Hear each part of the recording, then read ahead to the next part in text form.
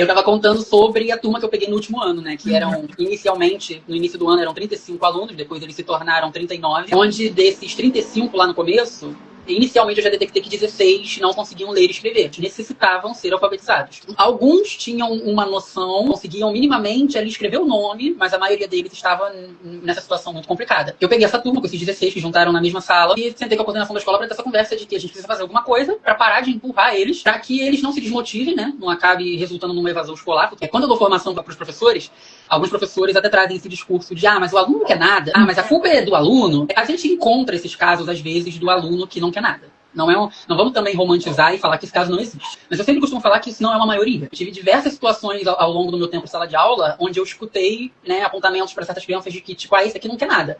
Mas comigo ele decidiu querer. O que eu fiz de diferente? E aí, inicialmente, tinha sido feito um ditado com a turma, onde eu peguei essa atividade e levei pra reunião. Porque quando eu levei esse problema pra direção, a primeira ação que a diretora quis tomar foi conscientizar esses pais. Então a gente organizou uma reunião e eles compareceram quase todos. E eu entreguei esse ditado na reunião e pedi para que eles lessem.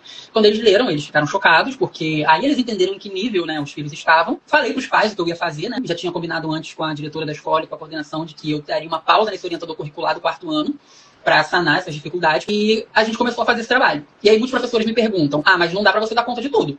Como que você tem 16 que não sabem ler e vai ensinar eles a ler e o resto? O que você fez com o resto? Todos os dias eu levava para a sala de aula 2 planos de aula.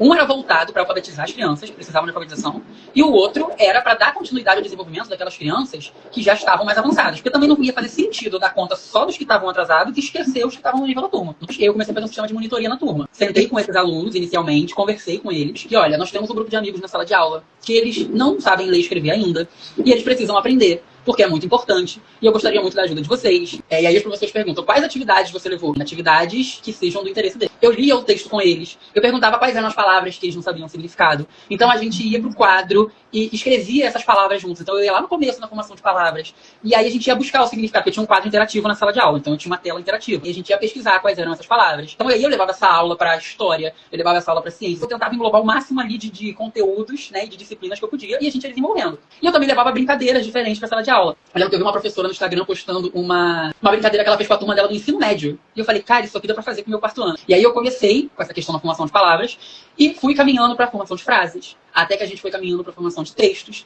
E até que eles conseguiram começar a ler e escrever com autonomia. Todos foram perfeitos pro 5º ano? Definitivamente não. Mas eles não foram sem saber ler e escrever completamente. Infelizmente, houveram 2 alunos que eu não tive ganho nenhum. Porque eu queria muito falar, caramba, caminhei com todos, evoluí com todos. Infelizmente, houveram 2 que não evoluíram, né? Porque ficou muito nítido que era uma questão para além dos meus conhecimentos pedagógicos, para além do que eu conseguia resultados em sala de aula.